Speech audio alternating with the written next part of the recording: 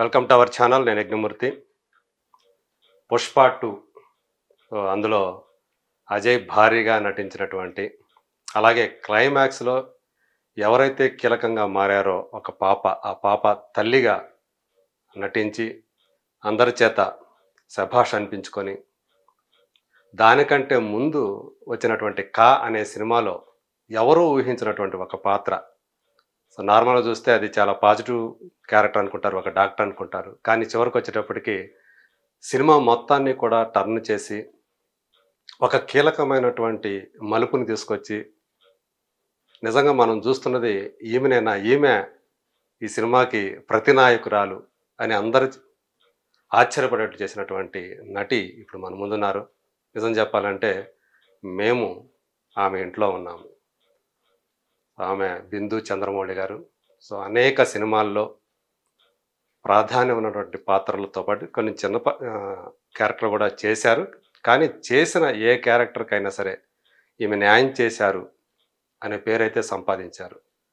So Pushpa 2 తర్వాత యాక్చువల్గా ఒక పెద్ద సినిమా రిలీజ్ అయినప్పుడు ఆ సినిమాలో ఉన్నటువంటి చిన్న చిన్న క్యారెక్టర్లు చేసిన వాళ్ళకు కూడా చాలా పెద్ద పేరు వచ్చేస్తుంటుంది. కానీ ఈమె పుష్ప 1, పుష్ప 2లో ఒకే క్యారెక్టర్ చేశారు. పుష్పతో ప్రధానంగా పుష్పరాజ్తో కూడా ఒక కీలకమైనటువంటి సన్నివేశంలో ఆమె భాగం పంచుకున్నారు. అందుగురించి ఈరోజు ఆమె గురించి చాలామంది చెప్పుకుంటున్నారు. చెప్పాలంటే ఇప్పుడు ఒక క్యారెక్టర్ ఆర్టిస్ట్గా చాలా బిజీగా అయిపోయారనే చెప్పాలి.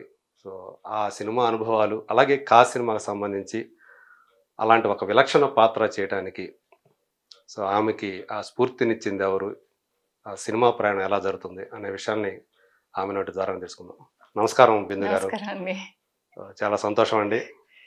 సో మీరు మనం చూసినప్పుడు, చాలామంది మన స్క్రీన్ మీద చూసినప్పుడు నేను కూడా మొదట్లో కొంచెం పొరపాటు పడ్డాను. అంటే ఈమె చాలా పెద్ద వయసు ఉంటుందేమో ఈమెకని.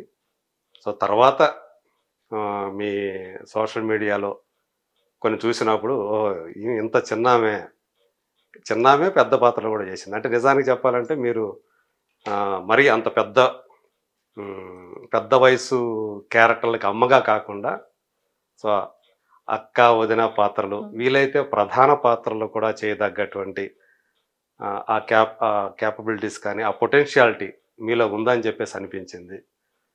ఇప్పుడు ఎలా ఉంది అంటే మీ ప్రయాణం ఎలా ఉంది? సో మొదట్లో అంటే మీరు బబుల్ గమ్ అన్నారు. యాక్చువల్గా నాకు బాగా గుర్తు పుష్పవల్లి అనే క్యారెక్టర్. సో కనిపించింది ఏంది కొన్ని సెకండ్ల అంటే నిమిషంలో కూడా ఎక్కువ కనిపించరు అనుకుంటా ఆ సినిమాలో, మహానటిలో. సో అప్పుడే ఎవరు ఈమె నిజానికి అంత ముందు అయితే నేను పెద్దగా మీ గురించి నాకు ఎక్కువగా తెలియదు. అప్పుడు నా అటెన్షన్ అనేది పడింది మీ మీద. ఒక మంచి యాక్టర్ దొరికారు అని చెప్పేసి అనుకున్నాను. తర్వాత మీరు చేసిన క్యారెక్టర్, బబుల్ గమ్లో చేసిన క్యారెక్టర్ కానివ్వండి, హీరో తల్లి క్యారెక్టర్ కానీ.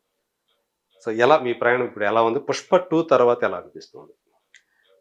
సో బేసిక్గా నేను 10 years నుంచి ఉన్నానండి ఇండస్ట్రీలో. ఇండిపెండెంట్ ఫిలిమ్స్తో స్టార్ట్ చేశాను. అయితే నాకు ఫస్ట్ కొంచెం నాకు కమర్షియల్గా హిట్ అయింది పెళ్లి చూపులు. సో దానిలో కొంచెం ఇండస్ట్రీలో ఉన్న వాళ్ళు రికగ్నైజ్ చేశారు. అంటే ఇండస్ట్రీ వాళ్ళు చూస్తారు కదా, ఆబ్వియస్లీ కొత్త అక్కో పిన్నో వచ్చింది అని చెప్పేసి.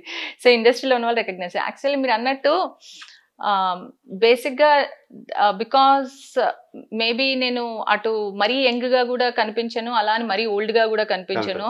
సో ఇట్స్ కైండ్ ఆఫ్ ఆ మిడిల్ స్పేస్ ఉంటుంది కదా, ఆ స్పేస్లో మీకు క్యారెక్టర్స్ అనేవి చాలా తక్కువ తెలుగు ఇండస్ట్రీలో రావటం అనేది. ఎందుకంటే మీకు you are not either heroine or heroine friend అంత యంగ్ లేరు, obviously pass that age long back. అలానే ఇటు హీరోయిన్ మదర్స్ చేసేంత ఓల్డ్ కూడా ఇట్లా. సో మిగిలింది మీకేంటి, అక్క వదిన. ఇప్పుడు ఈ అక్క వదిన స్పేస్ అనేది చాలా లిమిటెడ్ స్పేస్ అది తెలుగు ఇండస్ట్రీలో. ఓన్లీ కొన్ని సినిమాల్లో ఉంటుంది. ఆ ఉన్న కొద్ది సినిమాల్లో కూడా అది ఎలా ఉంటుందంటే మోస్ట్లీ ఈస్టరియస్ హీరోయిన్ ని తీసుకోవడానికి ట్రై చేస్తారు. పాత హీరోయిన్స్ కింద చేసి ఇచ్చేసిన వాళ్ళని తీసుకుందామనే ట్రై చేస్తారు. సో వాళ్ళు కూడా 1-2 సీన్లు ఉన్న పాపం ఉన్నట్టే చేస్తారు. Though the space is not enough. అది ఆ కొంచెంలో కూడా మీకు ఎక్స్ట్రీమ్ కాంపిటీషన్ ఉంటుంది. ఆల్రెడీ ఎస్టాబ్లిష్డ్ చాలా మంది ఉంటారు. ఉంటారు, ఆల్రెడీ ఎస్టాబ్లిష్డ్ వాళ్ళు ఉంటారు, లేకపోతే ఆల్రెడీ హీరోయిన్స్ కింద వర్క్ చేసిన వాళ్ళు మీకు వస్తున్నప్పుడు why would they want new face, unless ఆ క్యారెక్టర్ న్యూ ఫేస్ కావాలి అని వాళ్ళు రాసుకుంటే తప్ప. సో నేను మాట్లాడుతుంది బిగ్ కమర్షియల్ సినిమాల గురించి. చిన్న సినిమాలు నేను చాలానే చేశాను, మంచి మంచి characters. Like for example random గా నాకు ఇప్పుడు గుర్తొచ్చింది నెపోలియన్ గుర్తొచ్చింది. నెపోలియన్ లో వండర్ఫుల్ క్యారెక్టర్ చేశాను నేను. అది సెకండ్ లీడ్ క్యారెక్టర్, విచ్ అదేంటంటే అది మీకు ఇటు హీరోయిన్ అంత యంగ్ ఉండదు, అలానే మదర్ ఉండదు, బట్ ఇట్ ఈస్ 30s లో ఉన్న క్యారెక్టర్, చాలా స్క్రీన్ స్పేస్ ఉన్న. బట్ ఏమైందంటే మీకు చిన్న సినిమాల్లో మీరు పెద్ద క్యారెక్టర్స్ చేసినా మీరు రికగ్నైజ్ చేయరు, బికాస్ చాలా మంది చూడరు. అన్లెస్ అది ఏ పెళ్లి చూపుల్లో సూపర్ హిట్ అయిపోతే, పెళ్లి చూపుల్లో ఒకటే సీన్ ఉంటుంది నాకు, అయినా కూడా ఇండస్ట్రీలో రికగ్నైజ్ చేశారు. లైక్ అరే ఎవరో కొత్త అమ్మాయి వచ్చింది అన్న టైప్ లో. పెద్ద సినిమాల్లో మీరు అన్నట్టు ఇందాక, పెద్ద సినిమాలో మీకు చిన్న క్యారెక్టర్ అయినా కూడా రికగ్నైజ్ చేస్తారు. పెద్ద సినిమాలో చిన్న క్యారెక్టర్ అంటే you have to be either established or you have to have a career of so many years ఇండస్ట్రీలో already, or else open auditions ఉండి ఆ ఓపెన్ ఆడిషన్స్ లో మీరు సెలెక్ట్ అవ్వాలి. అలా నాకు ఓపెన్ ఆడిషన్స్ లో సెలెక్ట్ అయింది నేనే రాజు నేనే మంత్రి, తేజ గారిది.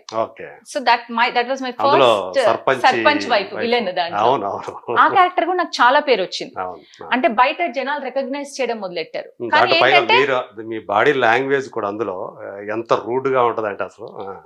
So that was my first open auditions తో పెద్ద సినిమా రావటం అనేది. సో ఆ తర్వాత పెద్ద సినిమాలు అయినా రాలేదు, ఎందుకంటే ఏదర్ జనాలు మరి నేను ఇక్కడ అమ్మాయిని కాదనుకున్నారో, లేకపోతే మరీ పెద్దదాన్ని అనుకున్నారో. సీన్ లుక్ బయట లుక్ డిఫరెంట్ ఉంటుంది కదా. సో వాట్ ఎవర్, తేజ గారు కూడా సర్ప్రైజ్ అయ్యారు తర్వాత, ఎందుకు రాలేదు నీకు క్యారెక్టర్స్ అని చెప్పేసి ఆ మూవీ తర్వాత అంత హిట్ అయిన తర్వాత కూడా. సో అది మరి ఎందుకు రాలేదనేది నేను దానికి ఆన్సర్ నేను ఇవ్వలేను. బట్ ఆ తర్వాత డౌట్ తో చాలా మంది డిడ్ నాట్ అప్రోచ్ అని నా ఫీలింగ్. సో తర్వాత నేను చాలా సినిమాలు చేశాను, మంచి మంచి క్యారెక్టర్స్ చేశాను, నాకు ఇష్టపడ్డ క్యారెక్టర్స్ చేశాను. మీ ఫీచర్స్ అన్ని కూడా కొంచెం తెలుగు కాకుండా ఎవేగా అనిపిస్తున్నాయేమో.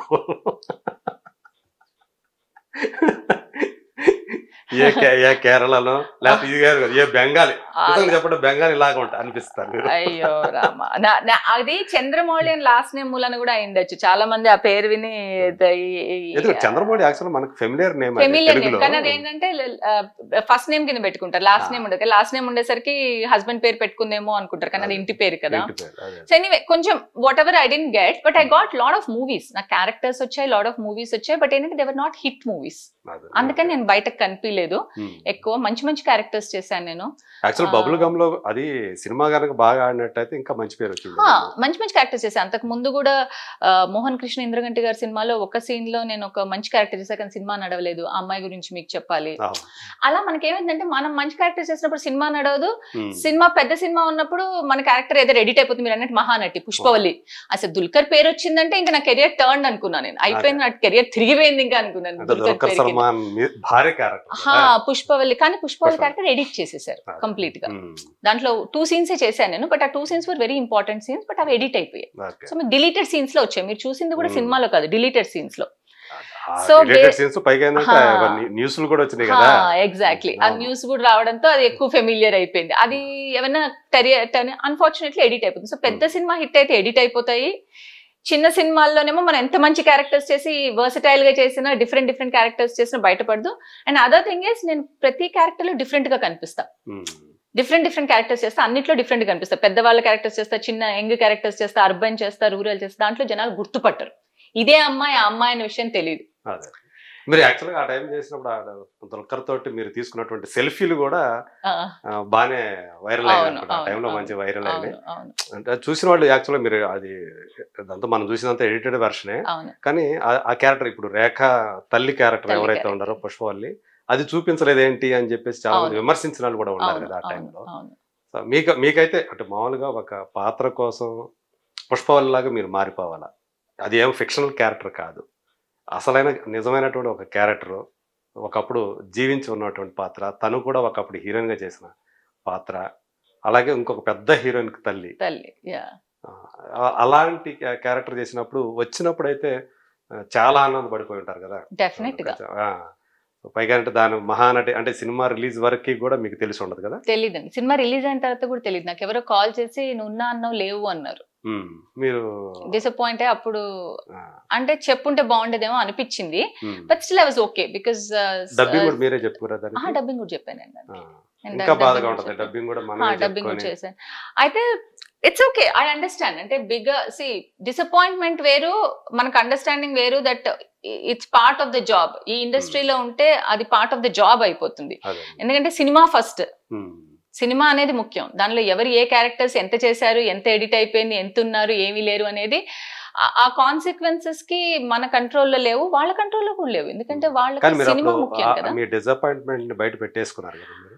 అంటే కొంచెం ఆగలేక అంటే నేను బేసిక్ గా నేను అంత ఫేమస్ కాదు కదా, నా ఫేస్బుక్ నా పర్సనల్ ఫేస్బుక్ అని చెప్పేసి నార్మల్ గా నా ఫ్రెండ్స్ కి చెప్పినట్టు, అయ్యో చెప్తాం కదా ఈ రోజు బాగాలేదు, not a good day, very bad day, అరే ఉండుంటే బాగుండేది, నిజంగా చాలా డిసప్పాయింట్ అయింది అని.